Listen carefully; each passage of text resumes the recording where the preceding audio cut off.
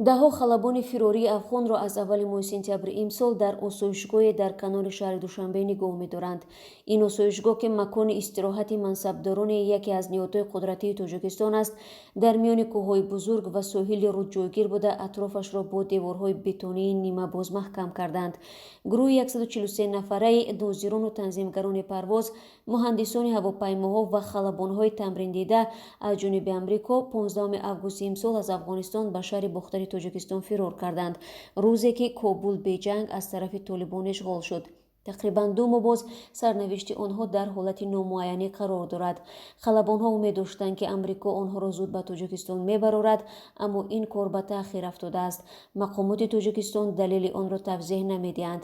яке аз халабонҳои фирории афғон ки нахост номаш бурда шавад, дар суҳбат бо радиои Озодӣ гуфт, онҳо бо 17 ҳавопаймои низомии навъҳои Cessna 208, AC-208 ва Pilatus PS-12 ки ба онҳо тааллуқ доштанд, тавассути марзи шимоли Афғонистон ба Тоҷикистон расиданд.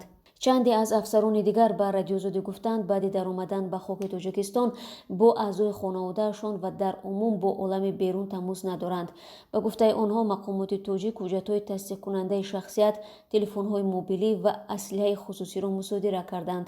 мақомоти тоҷик мегӯянд, мусодираи аслиҳа ва ҳавопаймоҳое ки марзи Тоҷикистонро бидуни ризоят убур мекунанд, як қоидаи байналмилалист.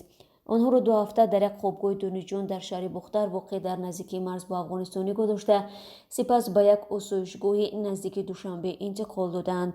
дар миёни ин гурӯҳ ки 2 зани халабон низ ҳастанд, касе хоҳиши мондан дар Тоҷикистонро надорад, мехоҳанд зудтар ба Амрико бираванд.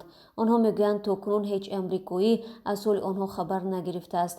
аммо сухангӯи вазорати корҳои хориҷии Амрико 7 октябр ба радиоозодӣ гуфт, кормандони сафорати Амрико дар Душанбе бо халабонҳо суҳбат карданд ва аз аҳволашон бохабаранд. халабонҳо ва хонаводаи онҳо аз сарнавишти норӯшан шикоят карданд. онҳо гуфтанд, ки зиёд мехоҳанд, то ҳарфи дилашонро ҷаҳон шунавад.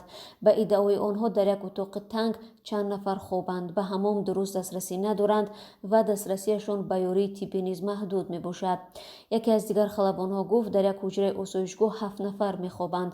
хонаҳо сарданд ва онҳо бо худ либоси гарм наоварданд. барои муоинаи онҳо ба осоишгоҳ чанд пизишкро фиристоданд. мақомоти Тоҷикистон мегӯянд, шароити халабонҳо ва хонаводаи онҳо хеле хуб аст, вале ба далели амниятӣ наметавонанд ҷойи нигаҳдории онҳоро ба хабарнигорон нишон бидиҳанд. Нусратулло Маҳмудзода, сухангӯи вазорати корҳои дохилии Тоҷикистон, рӯзи 7 октябр ба радиозодӣ гуфт, ба онҳо беҳтарин ҷойро доданд ва шароиташон 100% аст. бо ғизо ва дору низ таъмин мебошанд, афзуд ӯ.